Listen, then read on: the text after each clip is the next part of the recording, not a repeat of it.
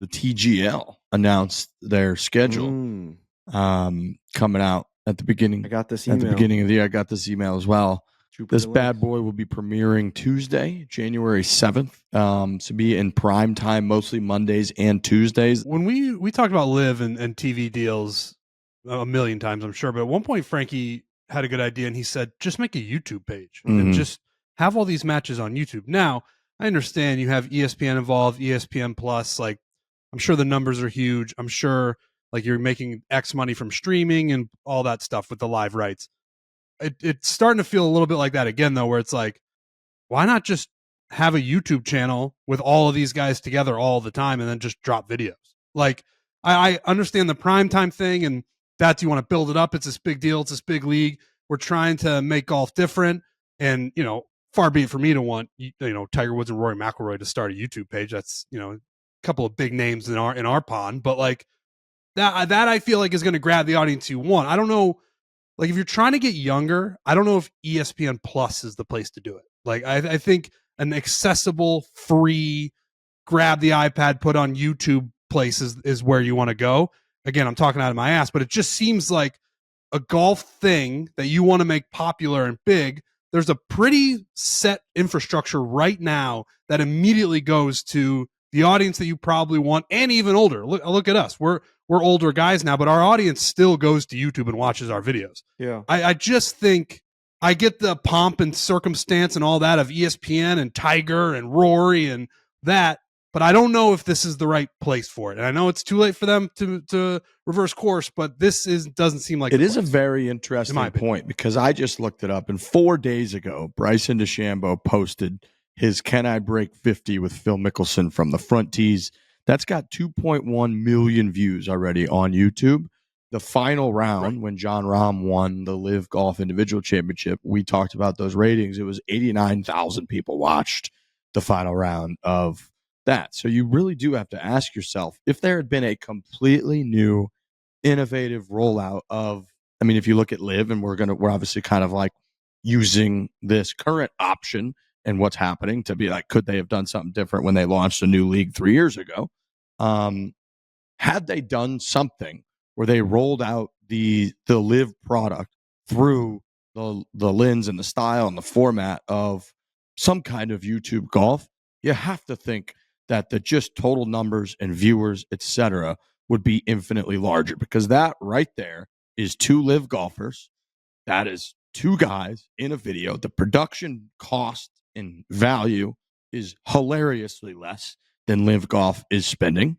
And I am sure that from a business standpoint and a legacy media standpoint and legacy overall, when it comes to coverage and exposure and eyeballs standpoint, that there's an argument to be made for just getting your foot in the door, carving out some sort of audience, and ultimately getting to a point where you grinded it out and you were able to earn TV rights and a TV deal and grow and grow and grow. The PGA Tour in year one, when Arnold Palmer, Jack Nicklaus, and all these guys kind of put it together, wasn't just doing the numbers that it's doing now. And so I'm sure there's that kind of argument. But man, when you just look at the staggering difference between those numbers, over 2 million views already in a video that just has 2 Live golfers out there trying to break 50 versus the numbers that they get on their main major tournaments with $25 million prize pool and the whole deal, it does make you think that there might be a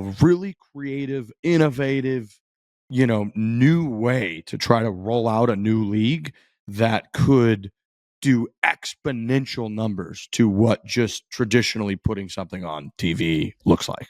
You just have to disconnect yourself from what you want to, if you want to be like traditional sports, live sports, because That's right. 89,000 people is still 89,000 concurrents, and then the video goes away.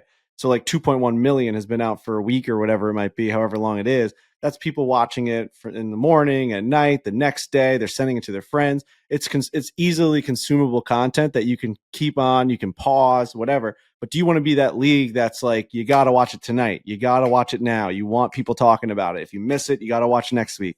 That's what sports has always been. So, Bryson does have a YouTube channel, but he also plays in live sports. So there is 2 different versions that you can watch him in. Live is a live sport aspect where it's like, that's what they're trying to achieve, is they're trying to get people to watch the last putt go in, just like we were watching Juan Soto try and hit a home run against, in the playoffs. Like, that's what you want. You want big moments like that.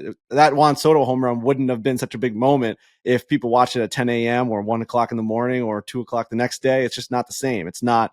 I'm sure advertisers don't feel the same way. I'm sure the whole entire deal is different. So there's a huge difference. 90,000 concurrents would be like the biggest YouTube video of the year right there. Like, that's a huge video.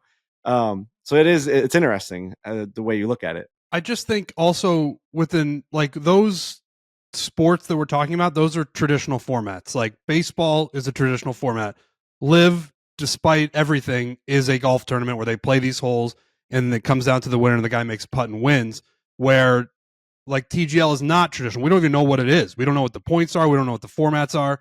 So I don't know if you have the same buildup as you would with a linear sporting event. And it might be, but like YouTube videos they're just kind of whatever format you want to have, that's what it is, and people will watch it. Like, I think there's an opportunity with TGL where it's not traditional. Again, we don't know what it is, so you can kind of put it out whenever. Now, I get that you want to build up these moments with live sports. I just don't know if initially this is going to grab that sort of like, wow, Pete Alonso just hit a 3-run home run, everybody's going crazy on Twitter. I think it might be more towards put it on YouTube. People are going to watch it. Clips will still go. You can still put them out. But then instead of people all watching it together and then seeing the clip, they'll see the clip and be like, all right, now I want to watch that. It's reverse engineered. It's interesting because they're kind of it makes me think a lot of what the conversation or discussion is about in the presidential election right now, where it's like they're not as focused on the numbers of viewers or whatever during a rally or during like when Kamala went on Fox News last week. I think it was like 7.1 million viewers or something. But what they really are harping on is like what the clips from that do, what the numbers, the tens and hundreds of millions of views that the TikToks that come out of that and the TikToks that come out of rallies do. And so I do think you're more likely to get in sports a lot of those clips to kind of have that residual, delivering of numbers and exposure and engagement and all of that when it's live. I think that's more shareable. It's more, people are just kind of reacting. It's emotional in the whole deal.